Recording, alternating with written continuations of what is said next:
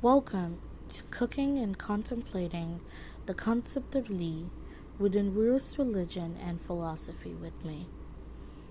As part of my final presentation for the Ru and Confucianism class of fall 2022, I decided to do a little merger of the proposed two option presented to us by Professor Bin Song. I am going to practice an embodied form of meditation and discuss with you not only how this practice brings about harmony and peace in my life, but also how this practice closely relates to my understanding of the Ruist concept of Li, as well as its relevance in the broader context of culture and tradition in this contemporary era. Today, I will share with you 8 minutes from a 2-hour prep and cook routine making a traditional dish from my country, Cameroon. Cooking had always been central to my life. It is a practice that is ingrained in my culture. I started cooking from a very young age, at the age of 8. I learned it from my mother, who also learned it from my mother, as it was passed down from generation to generation. Cooking, although had begun as an expression of my duty as a filial daughter to my family, quickly became, for me, a form of meditation, a connection to my maternal ancestors, and a key aspect of my identity. Since I have been cooking for so long, I believe I have developed the skill of mindfulness when I cook.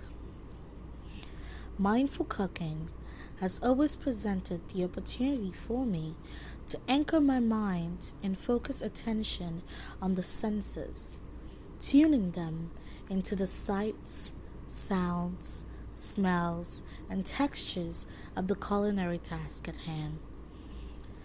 In applying attention to the details of what I'm doing, I feel an increased sense of calm and clarity in the kitchen. The dish I'm preparing today is called Eru, spelled E-R-U. It's a very traditional dish originated from my mother's tribe and then became a national dish for Cameroon. It is a vegetable soup made of finely shredded leaves of the Eru. The Eru is stewed with spinach, palm oil, crayfish, which are tiny prawns, and either smoked fish, cow skin, or beef. And as you can see today, I'm using beef. This meal is usually cooked in large amounts and is made during gatherings of 2 or more people. It is a meal made to share and has a way of bringing people together. For me, cooking Eru for a group of people is a ritual that brings about harmony, not just to me, the cook, who is fulfilled by the happy faces and full stomachs around me, but also to the people eating this dish, who not only get to taste the harmonious combination of the diverse textures and taste of the ingredients, but also get to taste the care and love poured into the making of the meal.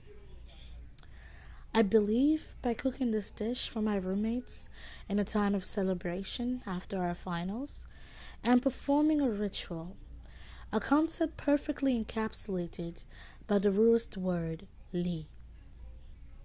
Li, roughly translated as ritual-propriety, was a term coined by Kongzi, aka Confucius, who interpreted these not as sacrifices asking for the blessings of the gods, but as ceremonies performed by human agents and embodying the civilized and cultural patterns of behavior developed through generations of human wisdom. They embodied, for him, the ethical core of Chinese society. Moreover, Confucius applied the term ritual to actions beyond formal sacrifices and religious ceremonies to include social rituals, courtesies, and accepted standards of behavior, what we today call social mores. He saw these time-honored and traditional rituals as a basis of human civilization. Hence, in the cooking of a dish that is passed down by women in my family from generation to generation, I believe I am observing Li, bringing about harmony to my life as well as honoring my ancestors. Furthermore, Confucius speaks on Li in collaboration with the idea of Ren or humaneness, sometimes also translated to mean love or kindness, which is not just any one virtue, but is the source of all virtues. Ren keeps ritual forms from becoming hollow. A ritual performed with Ren has not only form, but ethical content. It nurtures the inner character of the person, furthers his or her ethical maturation. Accordingly, when I cook with love and care, abiding by the traditions of my people, I am undergoing a process of self-growth and moral transformation, especially since I routinely practice this. Prior to taking this Confucianism class, I had no clue that meditation could take diverse forms, nor was I aware of the transformative nature of mindfulness. The concept of Li is one that is very powerful and is particularly relevant in contemporary society. Many people these days spend their whole lives without a sense of purpose and hold the idea of peace, harmony, tranquility, or moral fulfillment as unattainable. I believe Li and room meditation proposes a solution to the problem of depletion and misapprehension by providing meaning to the otherwise mechanized actions in our everyday routine. There has always been this notion that one has to isolate and travel to a distant place in order to feel relaxed or at peace.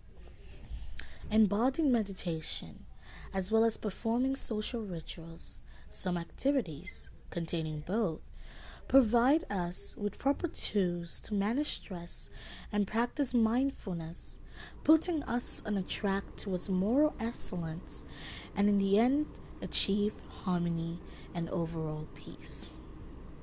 What a renovated and refreshing concept. Thank you, Rosa. Have a good one.